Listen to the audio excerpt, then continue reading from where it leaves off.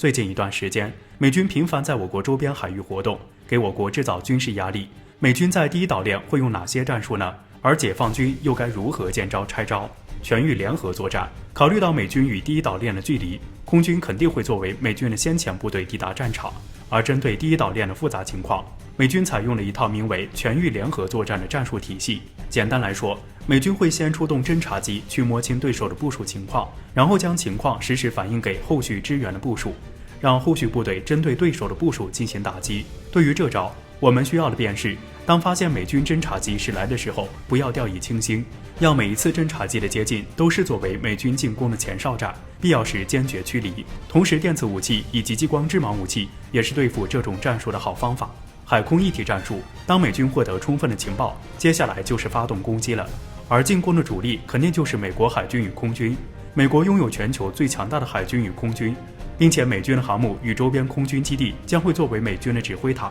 通过侦察机与卫星获得的情报互相配合，发动攻势。这套战术便是海空一体战术。要对付这招的话，需要的就是针对每一样空军进行克制，比如针对卫星进行反卫星打击，针对航母与军事基地发射反舰导弹与弹道导弹进行定点清除。我国在第一岛链内建立的反介入区域拒止体系，便是针对美军的海空一体战术、电锯战术。在美军发动攻势后，就要考虑具体该怎么打了。而航母战斗群必然是美军发动攻击的核心，美军的航母战术便是电锯战术。所谓电锯战术，首先是航母关掉信号源进入隐身状态，然后舰载预警机出动侦察对手的出击情况，并且将情报反映给同时出动的舰载战斗机。当获得敌援，舰载机悉数出动发射远程导弹后，迅速撤离现场。美军的电锯战术当初应对的是苏联海空军搜寻航母进行打击，强调的便是隐藏自己，同时打对手一个措手不及。要对付这一招的话，同时需要有相应的反探测能力，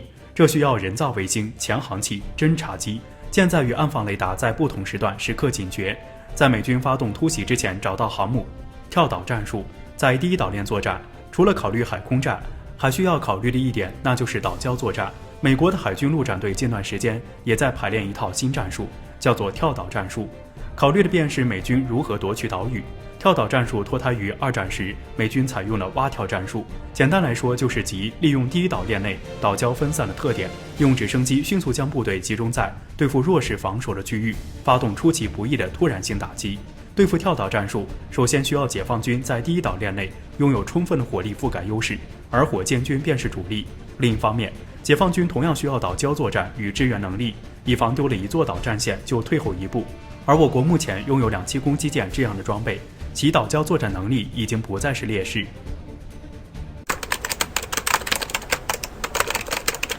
这些年，澳大利亚放着好好的生意不做，非要作，在新冠溯源、华为5G、人权等方面屡次向中国发起挑战，冲在西方反华联盟的第一线。在无脑冲锋的后果就是，澳大利亚正承受经济上的痛苦。最近，澳大利亚许多大宗商品出口中国受限，这便宜了澳大利亚的盟国们。多家报道指出，在澳大利亚缺席中国市场时，虽然表面上其西方国家赞赏澳大利亚的价值观，但在暗地里，包括法国、美国、德国的盟友纷纷积极抢占澳大利亚在中国市场的份额。而澳大利亚之所以冲锋陷阵，完全是美国在推波助澜，在澳洲损失惨重时还来个落井下石。然而插刀最狠的似乎不是美国，有个国家藏得还是深。在26日，中国和新西兰正式签署中新自贸协定升级协定书，新西兰放宽中资审查门槛，对华出口乳制品也将在几年后免税。第二天，新西兰贸易和出口增长部长奥康纳更是喊话澳政府，应该效仿新西兰与中国打交道的方式，多点外交技巧，展示更多的尊重。由于新西兰和澳大利亚有着共同的历史渊源、密切的文化联系、邻近的地理位置和强大的经济联系，新西兰和澳大利亚是在很多问题上同气连枝的好兄弟。对此，悉尼先驱晨报表示，这一言论让澳政府官员感到不安，他们认为对抗中国，新西兰曾依赖澳大利亚，现在也应公开站在澳大利亚一边，但其实双方是有竞争关系的。新西兰和澳大利亚产业几乎是一模一样的，重合度非常高，而且中国已经超过澳大利亚成为新西兰最大的贸易伙伴，新西兰不用再看澳大利亚脸色。奥康纳的狠话大有幸灾乐祸的意思，澳大利亚跌倒，新西兰摘果子，不过也要警惕新西兰，毕竟它也是五眼联盟之一，此前也曾频繁在中国事务上指手画脚。新西兰如今的态度和中国杀鸡儆猴打击澳洲是离不开关系的。而讽刺的是，在中新签订协议前几天，新上任的澳大利亚贸易部长特汉表示，已将致函中国高层，希望打破僵局。但他们想的还是中国缓和矛盾，不从自身找问题，终究是为了利益才低头罢了。而且现在后悔已经晚了。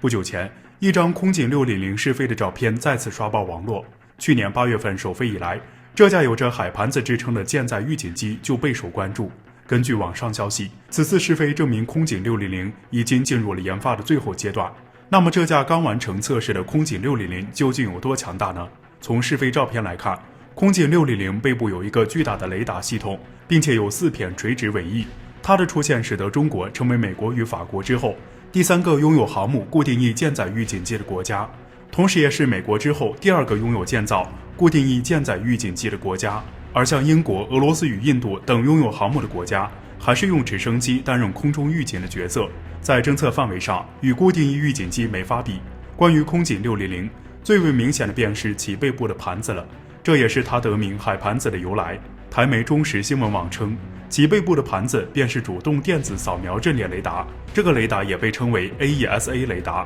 而这个雷达能够对列如 F-22与 F-35在内的隐身战机进行侦测。也就是说，空警600能克 F-22与 F-35，这对美国人而言绝对不是什么好消息。英国检视防务也表示，拥有 AESA 雷达的空警600能同时监测与追踪多个目标，它将赋予解放军更强的视觉感知能力，帮助解放军提前得知即将到来的威胁。而一旦空警600投入南海或东海等区域工作，它将成为航母战力的倍增器。空警600不仅能掌握周边的情况，还能引导航母舰载机发动攻击。在2016年珠海航展上，中国电科14所首次展示了一款名为 KLJ-7A 型国产机在有源相控阵火控雷达，而这款雷达就被认为是空警600雷达的原型。也就是说，空警600的雷达系统其实很早就开始有相关的研究了，因此在其首飞后不久就能进入成熟阶段。这款舰载机的出现，对于我国航母未来的改变无疑具有相当重要的意义。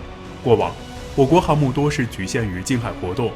主要有一点就是航母编队自身的侦测范围有限。但是空警600就要改变这个局面，联系美军航母拥有1-2鹰眼预警机后，能进行全球布局。因此我们要打造一支远洋海军的话，空警600必不可缺。而我们知道，如今在江南造船厂，一艘新的航母正在建造，这艘航母被认为是带有电磁弹射装置的。也正是因此，空警600也被认为具备弹射起飞的能力，甚至可以说正是有着弹射装置的出现，空警600也便顺势而出。